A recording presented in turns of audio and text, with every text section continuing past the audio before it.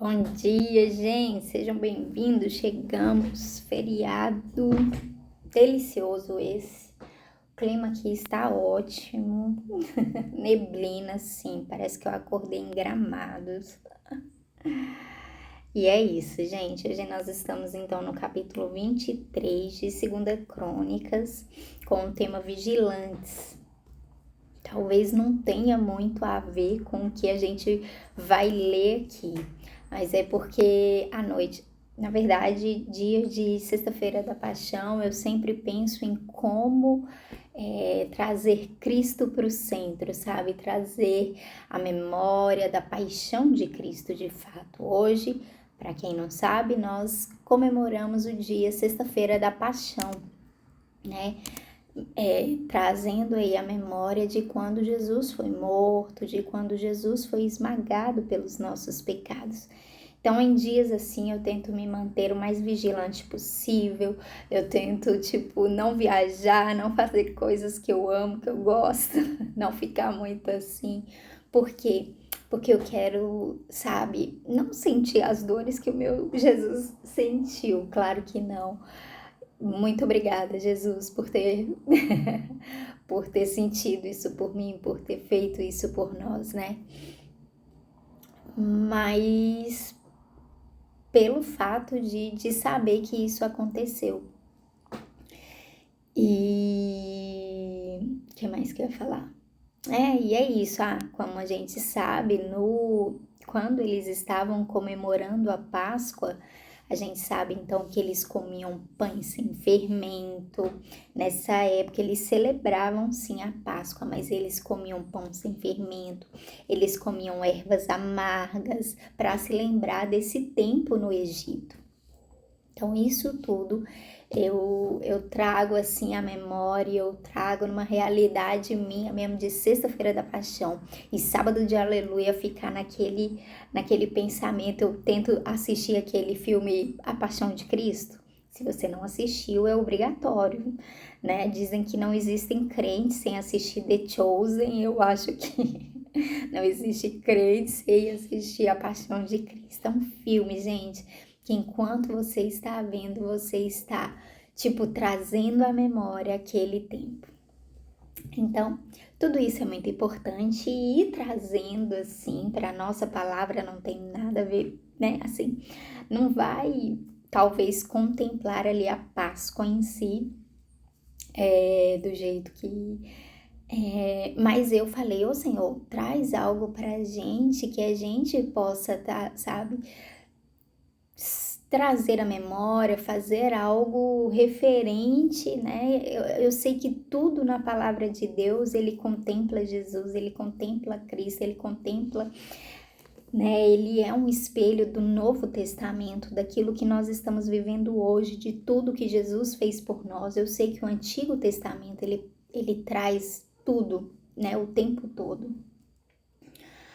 E aí eu pedi para Deus e aí eu cheguei numa conclusão de que nós temos que sermos vigilantes para trazer Jesus para o centro, para sempre estar trazendo. Por quê? Porque aqui vai falar, ontem a gente viu ali que o reinado de Acasias foi um desastre, então depois que ele morreu, Atalia pensou matar todas as pessoas da família ali de Acasias, né? Que naturalmente apontava para Davi, para a linhagem de Davi. E aí ela assumiu o trono, ela começou a governar e ela era filha de Omri, não tinha nada a ver com a família de Davi, com a descendência ali de Davi. E então, mas Joiada e a mulher dele, né, eles esconderam um dos filhos ali de Acasias e eles guardaram ele por uns 6 anos. E ele era bebê na época. E aos 6 anos de idade eles falaram, nós decidimos trazer de volta a linhagem de Davi, a gente precisa fazer isso. Ela tomou sorrateiramente o reino. Então agora a gente precisa fazer algo em relação a isso. E aqui vai falar que Joiada começou essa manipulação, reunir ali, congregar, fazer reuniões com algumas pessoas importantes, chefes de família, chefes das tribos, que mais? Pessoas que eram importantes, que sabiam que podiam ajudar ele a proclamar novamente o rei, né? E aí eles trabalharam para isso, e aí vai dizer que eles se armaram para isso, que eles ficavam ao redor. Então, nessa minha consciência de querer trazer algo de Jesus, eu penso que realmente a gente precisa estar fazendo isso em todo o tempo, a gente precisa estar trazendo Jesus para o centro o tempo todo, sabe? A gente precisa se manter o tempo todo vigilante para a gente estar trazendo Jesus de volta para o centro. E é isso, meu Pai. Vou colocar aqui um louvor bem legal que eu acordei na cabeça. Eu não pensava em colocar, mas já aqui. Então é isso, gente. Então vamos começar, senão a gente passa muito do tempo. Vambora. Deixa eu abaixar um pouco, porque senão eu não consigo. Bom dia, mãe. Seja bem-vinda. Amém. Amém, Jesus. Obrigada pelo dia de hoje. Obrigada, Jesus. Obrigada mesmo. Obrigada. Hoje é apenas um dia simbólico que aponta para aquele dia massacrante, sabe, Deus, para o Senhor. Mas que ali o Senhor estava cumprindo, Deus, com tudo que o Senhor faria por nós. Ali naquele momento o Senhor estava rasgando os céus, rasgando o véu principalmente, para nos dar acesso ao Senhor, sabe, Deus, e consequentemente a Tua palavra, sabe, Deus, é tudo aquilo, Deus, que nós estávamos perdidos, longes, caídos, mas o Senhor, Deus, com graça e misericórdia nos socorreu, nos estendeu as mãos, sofreu o que nós deveríamos sofrer. Então, nesse momento, Deus, eu quero trazer à memória, sabe, Pai, as suas dores, os nossos pecados, sabe, tudo isso, e a serpente sendo esmagada a cabeça dela, sabe, Deus, nesse ato, nesse momento em que o Senhor sofre, em que o Senhor morre pelos nossos pecados. Em nome de Jesus, que nós possamos sempre viver, Deus, para te agradecer, para te dar graças, para construir as nossas vidas em Ti, sabendo que o Senhor e essa verdade é um firme fundamento no qual nós devemos, sabe, estar projetando as nossas vidas e vivendo para a Tua glória. Nos ajude, nos ensina. Obrigado pela Tua palavra. Nos guie aqui, nos direcione em tudo que nós vamos pensar, imaginar a respeito disso, entender, dá-nos entendimento, abra a nossa mente, o nosso coração. Nós te pedimos em nome de Jesus. Amém? Vamos embora. Então, capítulo 23, versículo 1 vai dizer: No 7º ano, o sacerdote Joiada tomou coragem e mandou chamar 5 oficiais do exército: Azarias, filho de Jeorão, Ismael, filho de Joanã, Azarias, filho de Obed, Maazéias, filho de Adaías e Elisafate, filho de Zicre. Joiada conseguiu convencê-los a ajudá-lo. Então eles foram por todo o país e voltaram trazendo para Jerusalém os levitas e os chefes de famílias de todas as cidades de Judá. Todos se reuniram no templo e fizeram um acordo com Joás, o filho do rei. E Joiada lhes disse: Aqui está o filho do rei. É ele quem deve ser rei, de acordo com a promessa que o Senhor Deus fez a respeito dos descendentes de Davi. Vocês vão fazer o seguinte: 1/3 parte de vocês, levitas e sacerdotes que estão de serviço no sábado, guardará os portões do templo. A outra terça parte ficará de guarda no palácio e a outra terça parte ficará no portão do alicerce.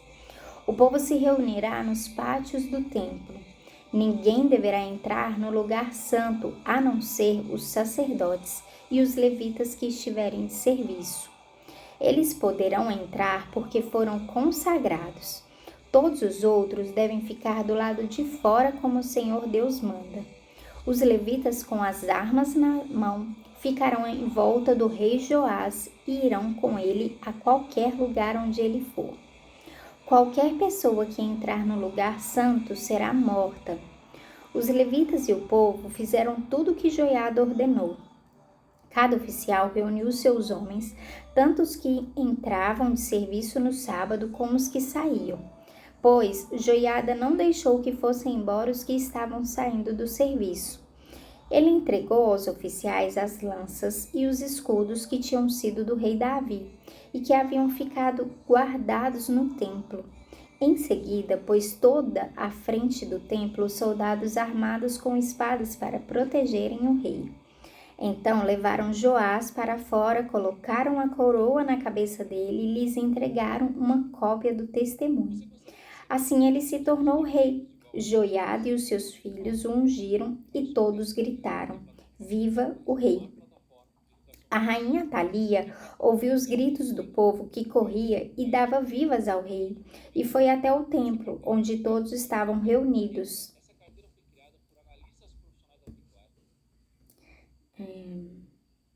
Ela viu o novo rei perto da coluna na entrada do templo. Ele estava rodeado pelos oficiais e pelos corneteiros, e todo o povo estava gritando de alegria e tocando trombetas. Os cantores do templo, com os seus instrumentos musicais, estavam dirigindo os cânticos de louvor. Em sinal de desespero, Thalia rasgou as suas roupas e gritou: Traição, traição!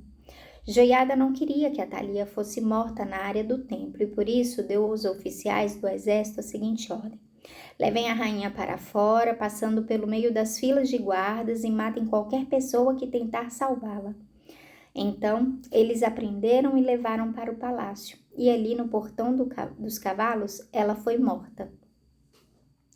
Então, gente, aqui a gente vê eles fazendo essa conspiração aí para colocar Joás, que era um descendente de Davi, que era filho de Acasias, o real descendente ali da linhagem de Davi, no trono novamente. Para isso eles precisaram se armar, conversar com o povo, trazer os levitas, os sacerdotes para perto, informar a respeito daquilo que era certo a se fazer, né? E todos estavam de acordo desde o início. Acontece que a Thalia, ela estava reinando de maneira muito, do jeito dela, né? E estava colocando, como sempre, Deus de lado. E Joiada, então, ele preparou tudo aquilo, armou o povo com armas, lanças, e eu fiquei muito curiosa a respeito das armas, das lanças. Eu falei, como assim, gente? Levita, sabe? Primeiro que fala que Levita estava saindo do templo, né? Da guarda do templo ali aos sábados. Eu falei, uai, mas eles trabalhavam no sábado? Mas, enfim, eles estavam ali a serviço de Deus, né? Enfim. E aí, eu fiquei, como assim? Levitas e sacerdotes armados com lanças, com escudos, né? E vai falar, sabe, que lança, muitas vezes, alguns estudiosos associam a lança com um simbolismo espiritual, representando a proteção, a firmeza da fé. Os pavês seriam um escudo, broquel, essencial para a proteção dos soldados, representando a proteção divina e a fé inabalável. Então, muitas das vezes, a gente trazendo aqui para essa questão que eu quero trazer, né, que é colocar Jesus no centro, trazer o reino de Jesus, né,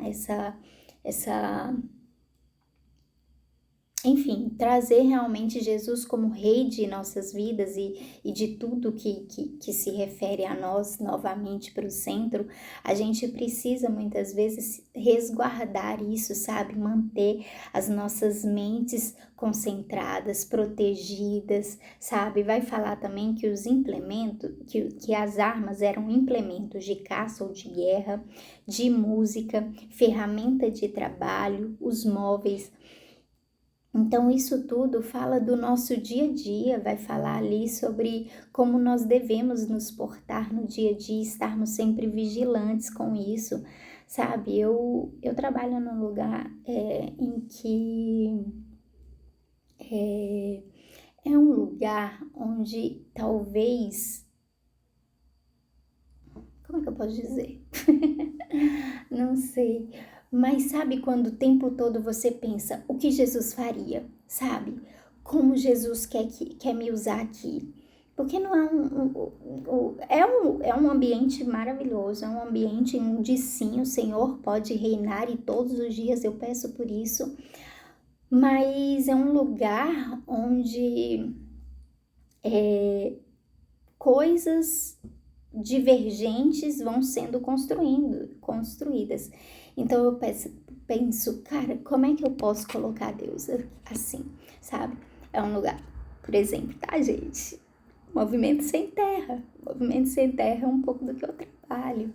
Então a gente sabe que não é a melhor coisa, mas assim, sabe? Existem pessoas ali que cuidam da agricultura da nossa família, ou seja, Deus quer os campos, Deus quer esses trabalhadores rurais, Deus precisa disso. E eu tô ali para trazer Jesus para o centro, para esse centro, sabe?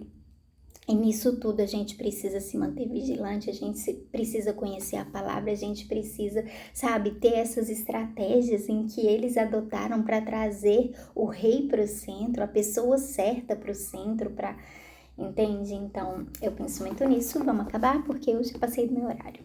Então, no versículo 16 vai continuar. O sacerdote Joiada fez um acordo com todo o povo e com o rei Joás, pelo qual eles seriam o povo de Deus, o Senhor. Então o povo foi até o templo do deus Baal e o derrubou. Eles quebraram os altares e os ídolos e ali em frente dos altares pegaram Matã, o sacerdote o sacerdote de Baal, e o mataram. Joiada pôs os sacerdotes e os levitas para tomarem conta do serviço do templo. O rei Davi os tinha organizado em grupos para apresentarem os sacrifícios a Deus, segundo está escrito na lei de Moisés, e para cantarem e louvarem de acordo com as instruções de Davi.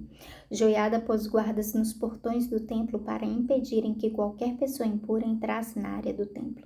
Aí Joiada, os oficiais, as altas autoridades, os governadores e todo o povo louvaram o rei do templo para o palácio. Levaram o rei do templo para o palácio.